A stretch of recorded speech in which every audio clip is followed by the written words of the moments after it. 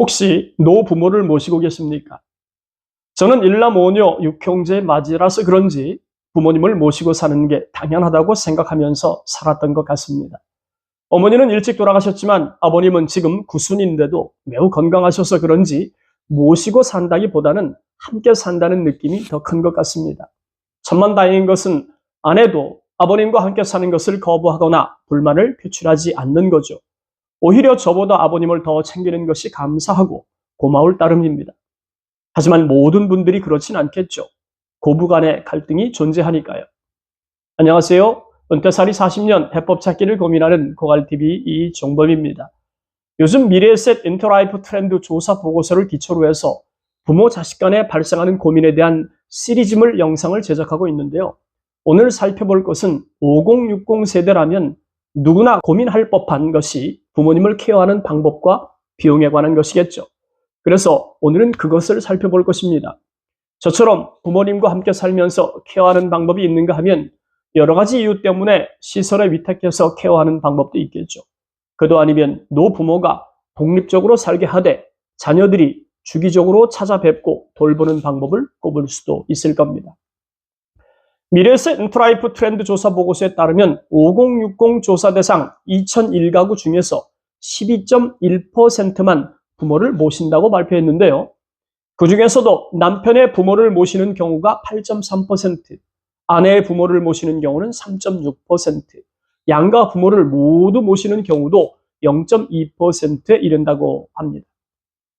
5060 세대가 어떤 이유가 되었든 아직은 부모를 모시지 않아도 되는 상황이라고 할지라도 추후에 노부모님 중 한 분이 돌아가셔서 혼자가 되거나 건강 악화로 간병을 요하는 일이 발생한다면 5060 세대는 부모 돌봄에 대해서 어떤 생각을 가지고 있을까요?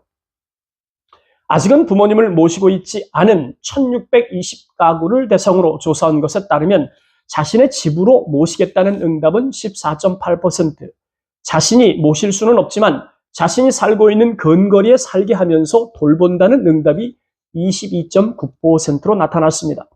반면에 가장 많은 응답자가 원하는 부모 돌봄은 요양시설에 모시는 것으로 응답자의 31.2%를 차지하고 있죠. 종합하면 5060 가구 10곳 중 9곳은 노부모를 모시고 있지 않았고 노부모 건강이 악화돼서 혼자 살기 어려워져도 자신이 직접 부모님을 모시는 선택을 하지 않으려는 경향이 뚜렷하게 나타난 걸 알 수 있었습니다. 물론 여러 가지 이유가 있겠죠. 조사에 따르면 노부모가 따로따로 살고 싶어 해서 26%, 노부모 스스로 살고 있는 지역을 떠나고 싶지 않아서 18.2%, 노부모를 모실 여력이 안 돼서 19.5%, 노부모님과 함께 사는 것이 불편하고 부담스러워서 16% 등으로 조사가 되었습니다. 59세 여성 김모 씨는 이렇게 말합니다. 친정어머니는 혼자 계세요. 아들 내외가 옆에 있고 딸들이 근처에서 왔다 갔다 해요. 혼자 계시니까 더 편하시대요. 며느리하고 같이 안 사시려고 하더라고요. 인터뷰의 내용 이면에는 편치 않은 고부 사이가 느껴지는 것 같습니다. 내 새끼도 쉽지 않은데 며느리와 관계가 하루아침에 가까워질 순 없는 문제니까요. 그러고 보면 직접 모시기는 싫고 그렇다고 시설에 위탁하는 것도 싫고 그 절충안이 지근거리에서 부모님을 살게 하면서 수시로 찾아뵙는 방식이 아닌가 생각이 됩니다. 설문에 따르면 5060 세대는 노부모님을 직접 모시는 것에 대해서는 거부감이 큰 것이 사실입니다. 그렇다면 노부모에 대한 경제적 지원에 대해서는 어떤 생각들을 가지고 있을까요? 질문하고 싶은 것이 있습니다. 혹시 노부모님께 매월 어느 정도의 금액을 지원하고 있습니까? 매월은 아니어도 비정기적으로 돈을 드리고 있다면 그 돈을 12개월로 나눠도 좋습니다. 어느 정도의 비용을 지원하고 계십니까? 조사에 따르면 두 집 중 한 집에 해당하는 44.6%가 정기적으로 노부모에게 경제적 지원을 하는 것으로 나타났습니다. 반면에 비정기적이긴 하지만 일정 금액을 지원하는 경우도 28.4%에 이르고 있었습니다. 그러니까 정기적이든 비정기적으로 5060 세대가 노부모에게 경제적 지원을 하는 비율은 대략 60에서 70% 수준임을 알 수 있죠. 이를 금액으로 산출하면 정기적으로 생활비를 지원하는 경우에는 평균 44만 원, 용돈으로 드리는 30만 원보다 약 1.5배가 많은 걸 알 수 있습니다. 고갈TV를 시청하는 5060 세대 여러분의 경우는 설문조사 내용과 비교할 때 어떻습니까? 제 경우는 양가를 모두 지원하는 입장이라 이보다는 조금 많은데요. 이는 5060 세대가 처한 가계 현실이 다르기 때문에 옳고 그름의 문제는 아닌 것 같습니다.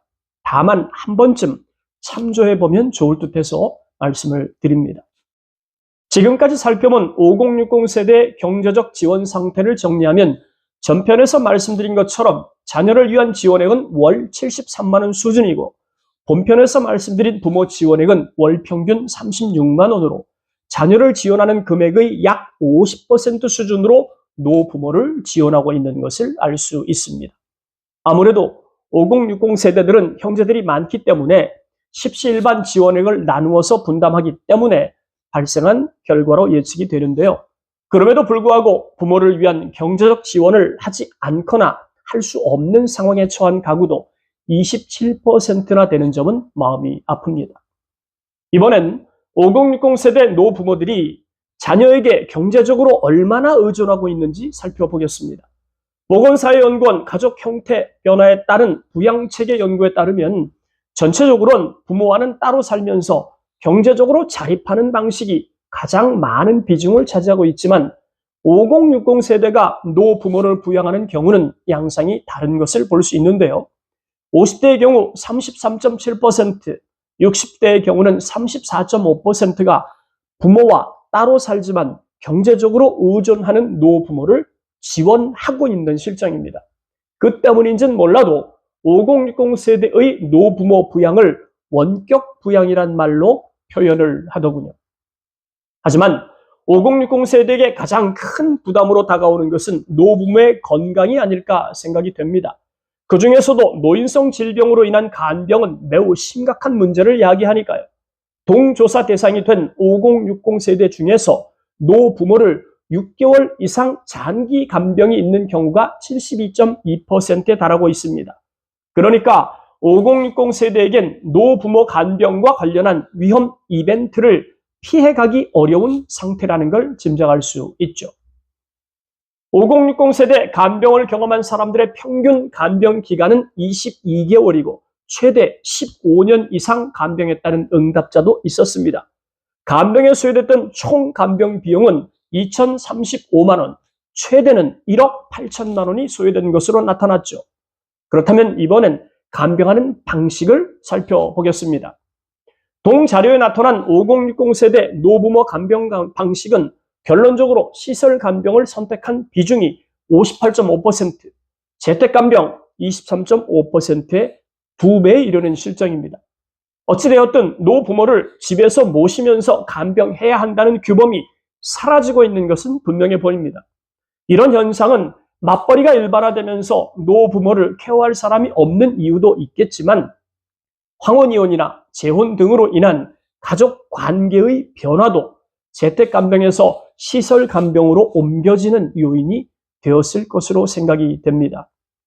문제는 5060 세대가 노부모 간병 방식을 어떻게 선택하느냐에 따라서 경제적 부담도 달라진다는 사실이겠죠.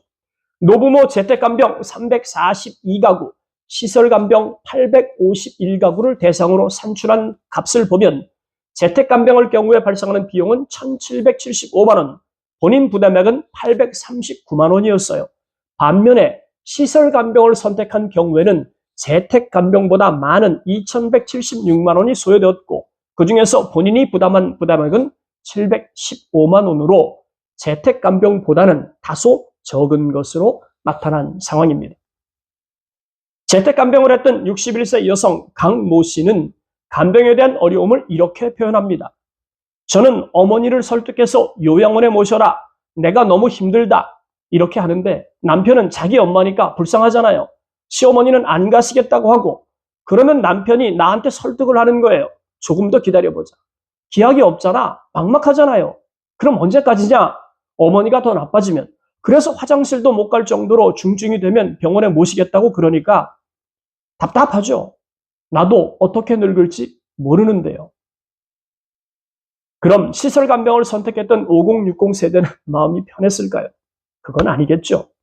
노부모를 병원이나 시설에 홀로 있게 한 죄송한 마음을 느끼는 5060 세대가 52.2%를 차지하는 것을 보면 시설 간병도 경제적, 심리적 부담감을 키우는 건 마찬가지라는 생각을 지울 수가 없습니다. 오늘은 5060 세대가 외면할 수 없는 노부모 부양과 관련해서 발생하는 경제적, 심리적 부담 요소에 대해서 살펴보았습니다. 이 문제는 5060 세대와 노부모와의 문제만은 아니겠죠. 5060 세대인 우리가 더 나이가 들면 우리에 대한 자녀들의 부담으로 이어질 테니까요. 그러고 보면 이 문제는 쉽지 않은 난제임이 분명합니다. 나이 들어서 자녀에게 손 벌리지 않아도 되는 경제적인 독립과 심리적 안정이 답인데, 그러려면 은퇴하기 전까지 어떤 준비를 해야 할까요? 건강하게 나이 드는 것이 최선이고 자녀에게 경제적 부담을 최소화할 수 있게 연금성 자산 최대한 많이 확보하는 게 차선이지 않을까 싶습니다. 오늘 영상 여기까지입니다. 감사합니다.